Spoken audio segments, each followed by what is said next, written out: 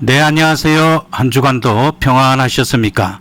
오늘도 수요 성경 공부 성경총론 제128강 에베소서 6장 10절에서 24절 말씀을 통하여서 그리스도인의 영적 무장에 대해서 공부하도록 하겠습니다. 바울은 에베소서의 마지막 부분에서 평화로운 공동체의 삶을 설명하다가 이제 우리의 주의를 가혹한 현실로 돌리고 있습니다. 이는 눈에 보이지 않는 곳에서 영적인 전투가 벌어지고 있음을 알려주기 위함입니다. 따라서 우리는 무너진 벽을 다시 쌓게 하고 인간들의 불화를 조장하는 악한 세력을 물리치기 위해 어떤 자세를 가져야 하는지 생각해야 합니다.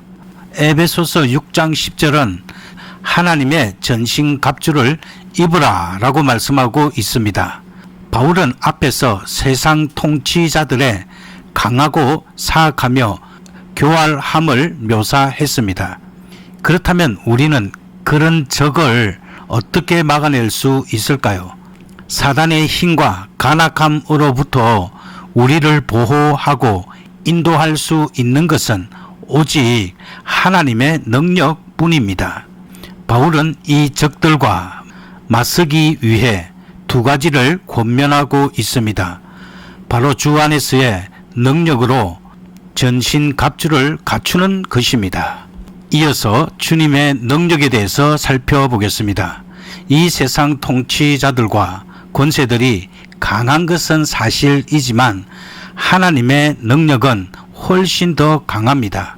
하나님께서는 예수 그리스도를 죽음에서 일으키시고 보좌에 앉히셨으며 우리 또한 죄와 사망에서 건져 그리스도와 함께 왕위에 앉게 하셨습니다. 이것이 바로 하나님의 능력입니다.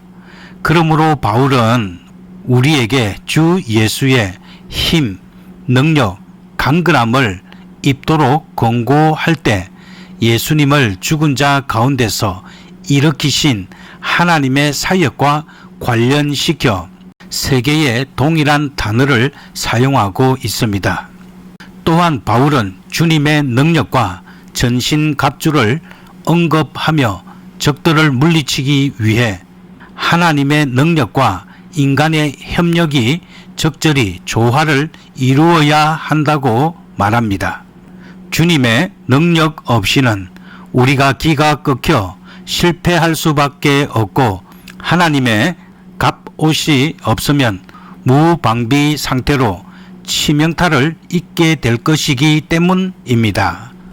그리고 우리들의 신앙은 적극적인 신앙이 되어야 합니다. 오늘날 뉴에이지 운동은 사상, 영화, 음악 등의 문화를 도구로 사용하며 많은 사람들이 하나님을 부정하게 만듭니다. 하지만 더 안타까운 것은 이런 현실 속에서 우리 자신은 교회라는 은신처 속에 몸을 숨기기에만 급급하다는 점입니다. 신앙을 강건하게 하거나 하나님께서 명령하신 문화를 지키지 못하고 있습니다.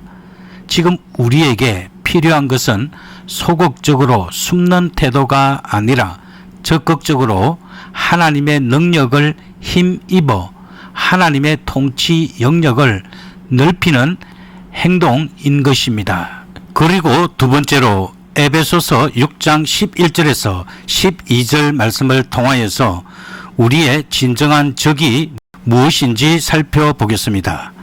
만약 우리가 영적인 적을 과소평가하고 하나님의 능력과 전신갑주를 무시한 채 자신의 힘만 의지한다면 우리는 즉시 수치스러운 패배를 맞게 될 것입니다. 그렇다면 우리가 싸워야 할 진정한 적은 누구이며 그들은 어떤 특징을 가지고 있는지 살펴보겠습니다.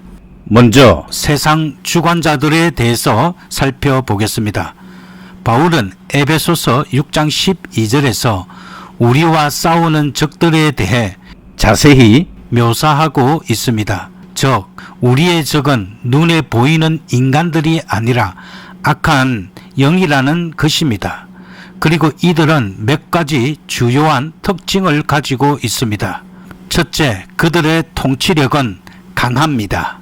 에베소서 6장 12절에 사용된 세상 주관자들이라는 단어는 고대 여러 왕이나 군주와 관련된 비문에서 그 용례를 찾아볼 수 있습니다. 이는 세계적인 지배력을 내포하고 있습니다. 둘째, 그들은 파괴적이며 분열을 조장합니다. 그들은 자신의 권세를 분열과 파괴를 꾀하는데 사용합니다. 셋째, 그들은 교활합니다. 바울은 이에 대해 마귀의 간괴라는 개념을 사용했습니다. 그리고 이어서 교회의 영적인 무관심의 심각성에 대해서 살펴보겠습니다. 첨단 과학 문명과 이성주의의 발달은 신앙에 많은 영향을 끼쳤습니다. 그래서 오늘날 대부분의 성도들과 목회자들이 사단과의 영적 싸움을 하나의 공상적인 이야기로 생각하며 방관하고 있습니다. 그러나 우리가 잊지 말아야 할 것은 사단이 광명한 천사나 양으로 가장하여 보이지 않는 곳에서 가장 선한 모습으로 우리 교회와 영혼을 잠식하려 한다는 사실입니다. 그리고 세 번째로 에베소서 6장 13절에서 24절 말씀을 통하여서 하나님의 군사에 대해서 살펴보겠습니다. 바울은 성도들이 마귀의 간계 앞에서 전혀 흔들리지 않고 심한 핍박 속에서도 견고하게 서 있기를 바라고 있습니다. 이를 위해서는 하나님의 전신 갑주가 필수적인 것입니다. 물론 이 갑옷들은 하나님께서 친히 준비하시고 주신 것입니다. 그렇다면 이 6가지 전신 갑주는 어떤 의미를 가지고 있는지 알아보겠습니다. 영적 군사의 무기는 다음과 같습니다. 첫 번째는 진리의 허리띠입니다. 여기서 진리는 하나님의 계시, 성실 또는 정직의 의미로 이해할 수 있습니다. 이는 위선에 빠져서는 마귀를 대적할 수 없으며 진실하고 정직하게 사는 것만이 마귀의 속임수를 물리칠 수 있음을 보여줍니다. 두 번째 장비는 의의 흉배입니다. 그리고 세 번째는 평화의 복음의 신발입니다. 우리가 복음을 받아 하나님과 그리고 다른 하나님의 백성들과 평화를 누린다면 우리는 악과 싸울 수 있는 최고의 발판을 마련한 것이라고 할 수 있습니다. 네 번째 장비는 믿음의 방패입니다. 사단은 불화살이라는 도구로 우리를 정죄하거나 비난하며 의심, 불순종, 배반을 꾀합니다. 이런 불화살을 끄기 위해서는 변하지 않는 믿음이 필요합니다. 다섯째는 구원의 투구입니다. 그리스도인을 아름답게 하고 보호해주며 기쁨으로 머리를 들 수 있게 하는 것은 바로 구원받았다는 확신입니다. 마지막은 성령의 검으로 하나님의 말씀과 동일시됩니다. 예수님께서 말씀으로 마귀의 시험을 이기셨듯이 우리도 그 말씀으로 우리 자신을 점검하고 확신에 찬 신앙을 가질 수 있습니다. 이어서 기도하는 삶에 대해서 살펴보겠습니다. 우리의 기도는 종종 복을 구하고 개인적인 욕구를 채우는데 집중해 왔습니다. 그러나 영적 전투가 벌어지고 있음을 인식한 이후에는 우리의 기도가 달라져야 합니다. 이제 우리는 승리할 수 있는 하나님의 능력을 구하는 기도와 말씀을 지킬 수 있는 신앙의 용기를 구하는 기도를 해야 합니다. 그리스도인의 참된 평안은 이와 같은 영적 싸움에서의 승리로부터 비롯될 수 있습니다. 바울은 에베소서에서 이 세상의 죄악과 분열이 세상 주관자들의 관계에 의해 만연하고 있다고 말합니다. 이런 악한 관계에 맞서기 위해 새로운 하나님의 공동체는 하나님은 물론 사회 속에서도 올바른 관계를 유지해야 합니다. 다섯 번째로 세상에 대한 성경적 의미를 살펴보겠습니다. 구약 성경에서의 세상의 개념은 다음과 같습니다. 구약 성경에서 세상이라는 단어는 여러 히브리어로 표현됩니다. 첫 번째는 에레츠입니다. 주로 땅이나 영토를 의미하며 하늘나라와 대비되는 지상이나 세상의 의미로도 사용되었습니다. 두 번째는 테벨입니다. 뭇이라는 어원에서 유래했습니다. 시가서에서 주로 사용되며 우주와는 구별되는 사람들이 거주하는 이 세상 전체를 가리킵니다. 그리고 세 번째는 헬렛입니다. 공간적인 의미보다는 세대 또는 시대와 같은 시간적인 의미로 쓰였습니다.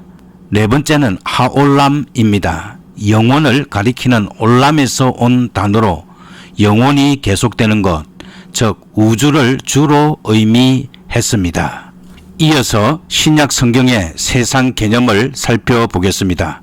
신약 성경에서는 주로 두 개의 헬라어 단어가 세상을 표현합니다.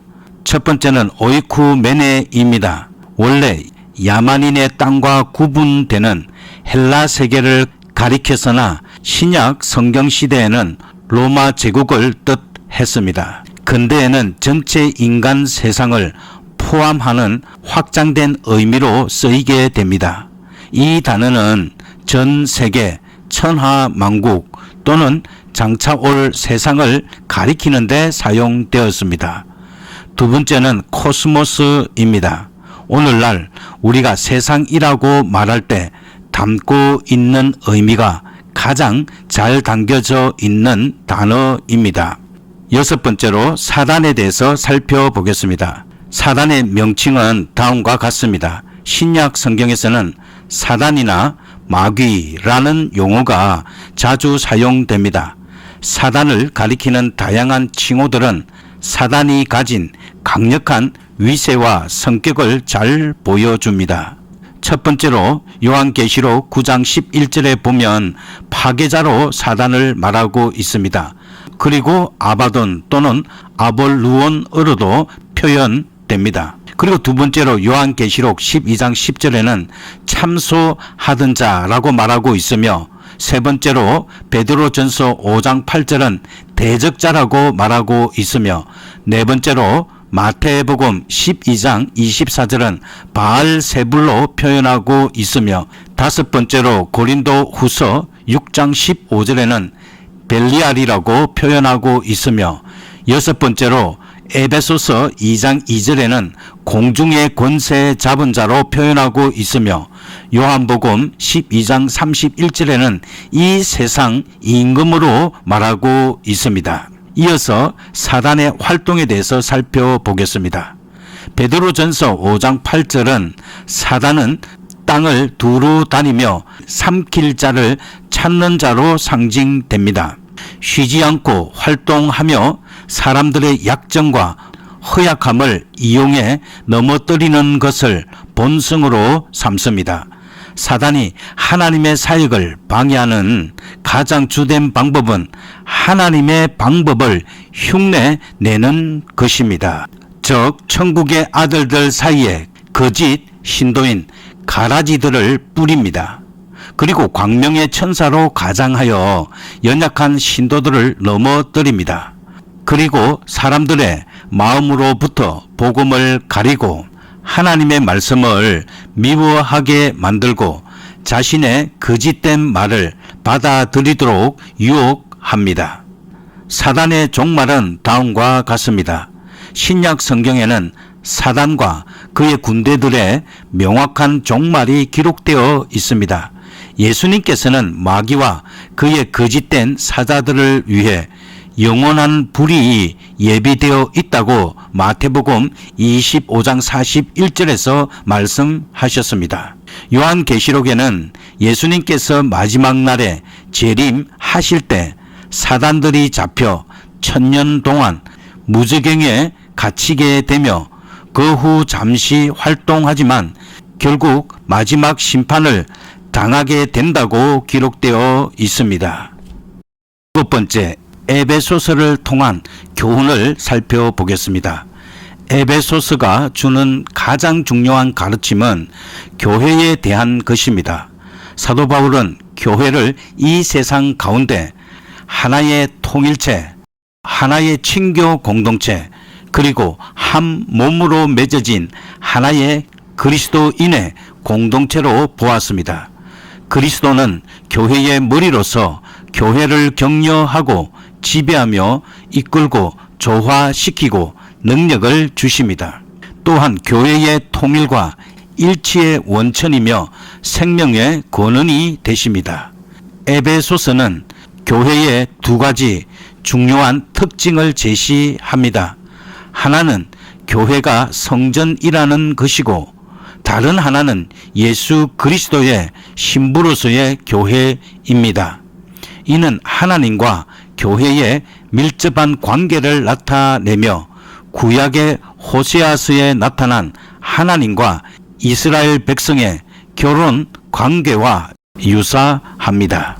또한 에베소서는 교회의 성장과 성도의 올바른 신앙생활을 위한 실제적인 교훈도 제공합니다. 세례와 교인들 상호 간의 교제의 중요성, 그리고 이에 따른 인내와 사랑의 필요성을 강조합니다. 우리가 하나님을 따를 때 교만과 방종을 버리고 서로 조화를 이루어 하나 되어 이를 통해 모든 죄악된 모습에서 자유롭게 됩니다.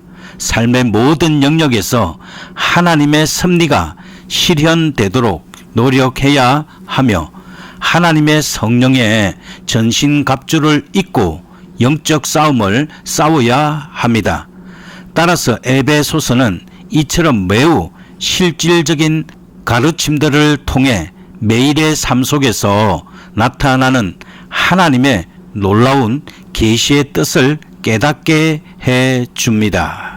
이제 기도하도록 하겠습니다. 하나님 아버지, 오늘 에베소서 말씀을 통해 우리가 영적인 전투 속에 있음을 깨닫게 해 주셔서 감사합니다. 저희의 싸움이 눈에 보이는 사람이 아니라 어둠의 세력들과의 싸움임을 기억하게 하여 주시옵소서. 주님, 저희 힘만으로는 이길 수 없으니 주님의 능력과 힘으로 저희를 강건하게 하여 주시옵소서. 주님께서 친히 예비하신 진리의 허리띠, 의의 흉배, 복음의 신발, 믿음의 방패, 구원의 투구, 그리고 성령의 검이인 하나님의 말씀으로 저희를 온전히 무장시켜 주시옵소서. 세상의 유혹과 마귀의 관계에 흔들리지 않도록 저희를 지켜주시고 항상 깨어 기도함으로 승리하는 삶을 살게 하여 주시옵소서. 모든 영광을 주님께 올려드리며 우리 주 예수 그리스도의 이름으로 기도드립니다. 아멘.